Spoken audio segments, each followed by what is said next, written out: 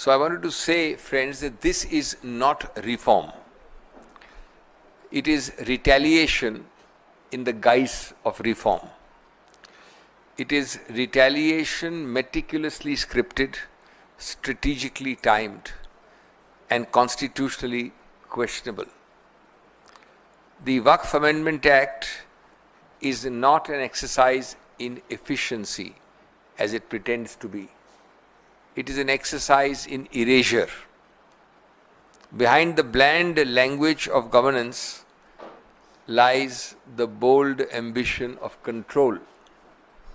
Religious autonomy is being reduced to state-administered protocol, and community rights are being redrawn with bureaucratic pens.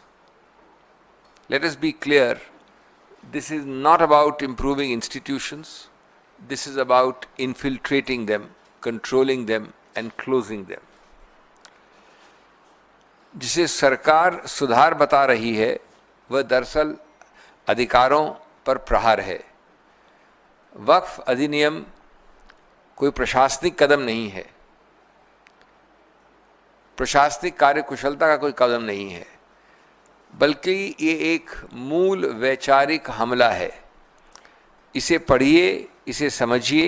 ये कानून सुधार की भाषा में पूरी तरह से 100% नियंत्रण की नीति लाने का प्रयत्न करता है, लिखता है।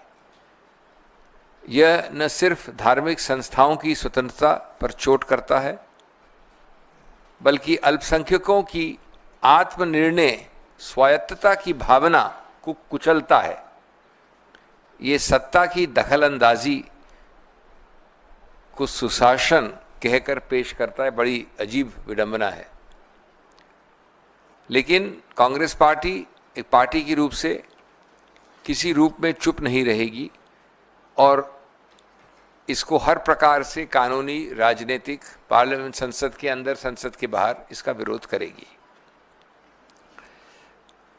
Friends, at a political level, you cannot amputate Article 26 and call it administrative efficiency. You cannot call this an amendment act, whereas in fact it is an assault on identity, an assault on autonomy, an assault on constitutional values. A board with a token Muslim representation is another form of appropriation. It's not about minorities called Muslims. It's about a messaging. It's about a message that minority institutions are fair game for state takeover.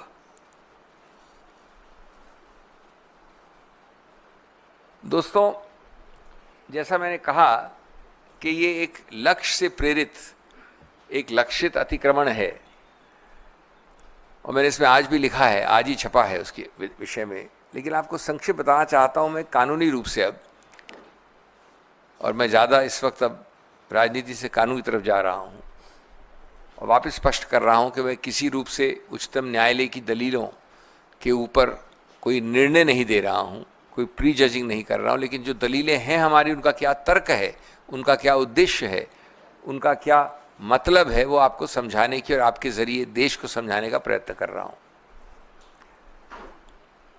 जैसा मैंने कहा कि ये स्वायत्त के इतना विरुद्ध है कि स्थापित न्यायिक सिद्धांत जितने भी हैं 1950 और 60 के दशक से, उन सब का हनन करता है और इसको, उन सबको कुचलता है प्रशासनिक कार्यकुशलता के नाम पर। पहला, मैं 7-8 बिंदु आपको जल्द से गिनवा देता हूं। पहला, 2 अनुच्छेद हमारे पार्ट 3 में मानव अधिकार के विशेष रूप से बहुत महत्वपूर्ण हैं।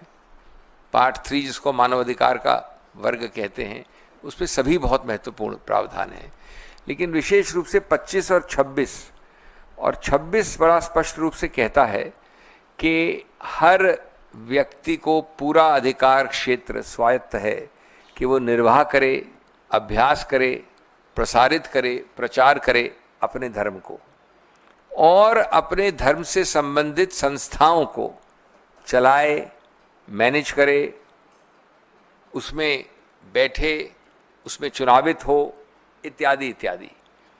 कोई ये नहीं कह रहा है कि ये अधिकार जो सांविधानिक अधिकार हैं ये पूरे एब्सोल्यूट हैं, इनमें कोई सीमा नहीं है। सीमा भी लिखी गई है संविधान में, 3 सीमाएं लिखी गई हैं। पब्लिक ऑर्डर, सार्वजनिक व्यवस्था यानी बदले कोई, स्वास्थ्य हेल्थ, और नैतिकता मोरालिटी। ये 3 शब्द संविधान ने खुद ने डाल दिए प्रतिबंध के रूप से। और आप देखेंगे, जैसे मैं बताता हूँ आपको उदाहरण के तौर पे, कि ये 3 दूरगामी रूप से भी कोई संबंध नहीं रखते वक्फ एक्ट से।